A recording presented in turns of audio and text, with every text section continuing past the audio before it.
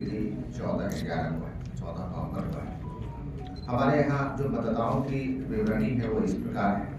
कुल 22,30,208 वोटर्स हैं, जिसमें पुरुष 11,49,215 एवं महिलाओं की संख्या 10,80,912 और थर्ड जेंडर है 81।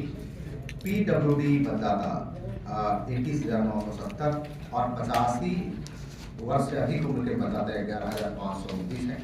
और सेवा मतदाता जो हमारे पैरामिलिट्री या हमने जो मिलिट्री में काम कर रहे हैं 6,002 हैं। जो मतदान केंद्र है इसकी संख्या अभी हमारे पास पहले 2,678 था।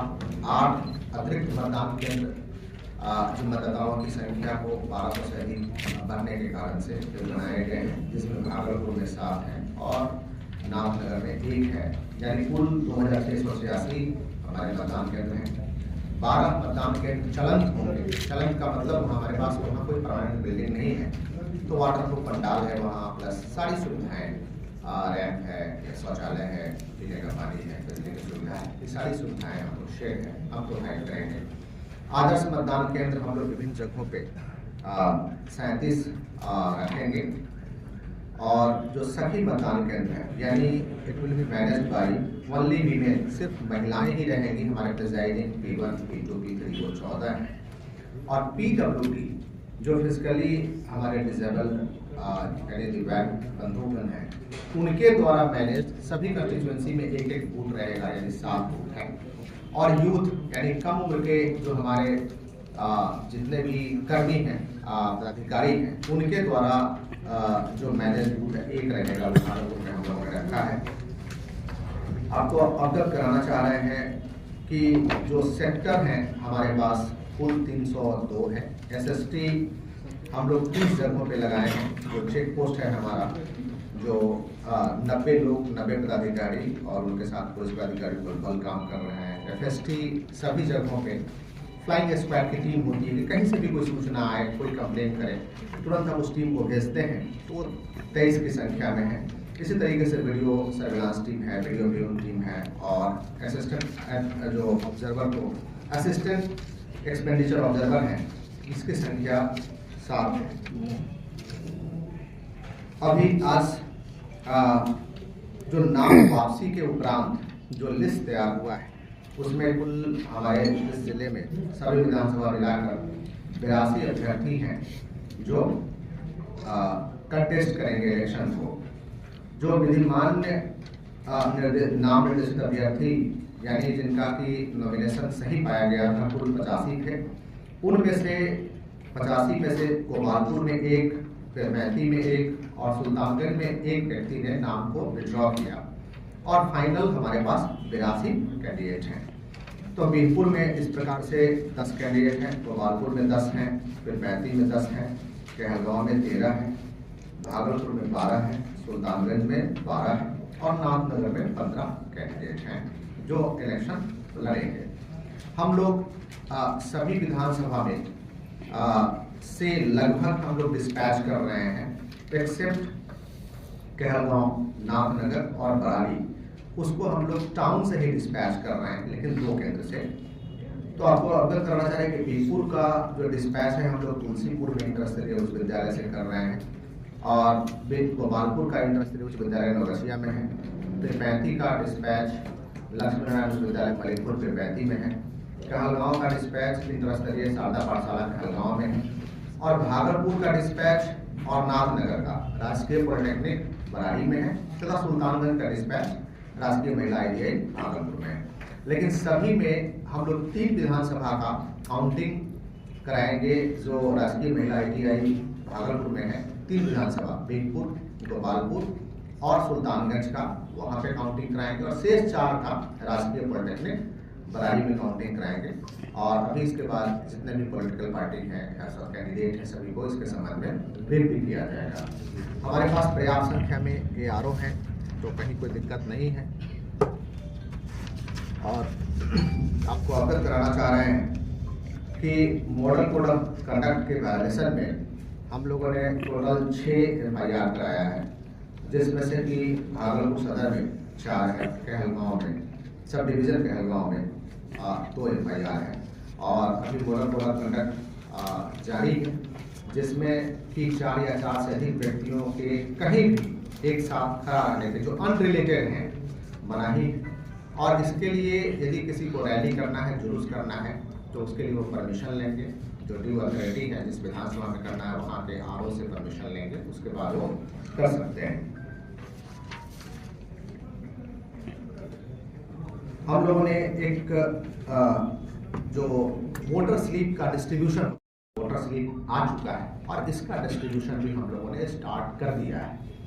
तो वोटर स्लिप के डिस्ट्रीब्यूशन में एक अच्छी बात है कि घर घर जाकर हमारे लिए लोग कर रहे हैं, लेकिन यदि किन्हीं को नहीं मिले तो घबराने की बात नहीं है। अपना नाम कोई भी व्यक्ति वो वोटर हेल्पलाइन ऐप से भी चेक कर सकते हैं और वहाँ से भी चेक कर सकते हैं। दूसरा कि ECI.gov.in से भी वो अपना नाम चेक कर सकते हैं और तीसरा कि आप अपने PLO से भी काम कर सकते हैं। एक कभी कभी छोटी सी समस्या हो सकती है कि एक ही बूथ पे एक ही परिवार का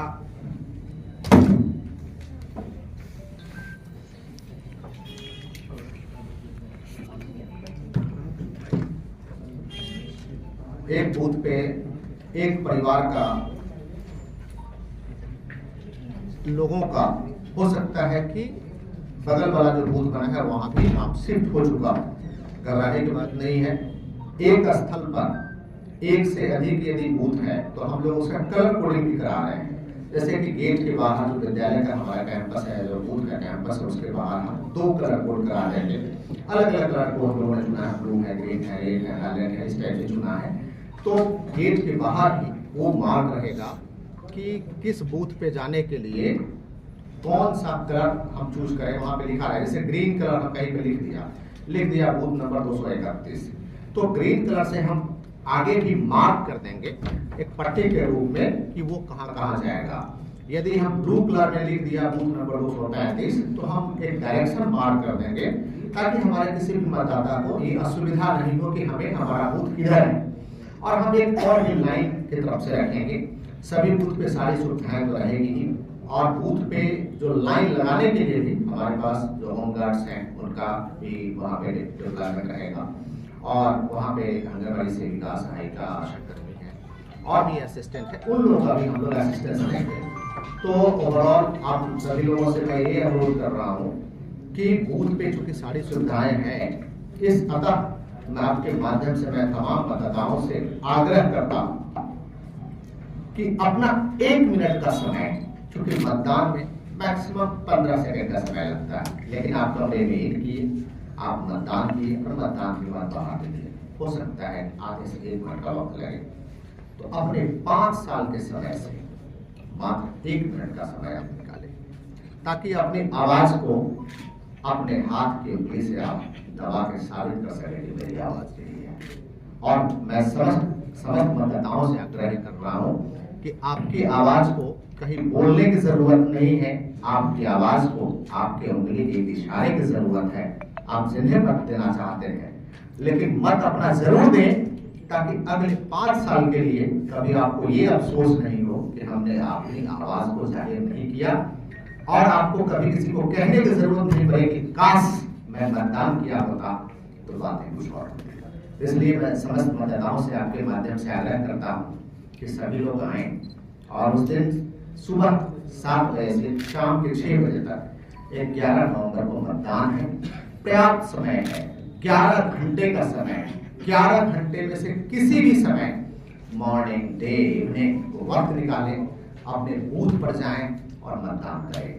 यदि किसी का नाम सपोज कीजिए कि नहीं मिल रहा, कि किस बूथ पे हमको पता नहीं चल रहा है, एपिक कार्ड अपना निकालें, उस एपिक कार्ड पे एपिक का नंबर है, उस एपिक नंबर को ECI.gov.in पे डालें या वोटर हेल्पलाइन ऐप पे डालें।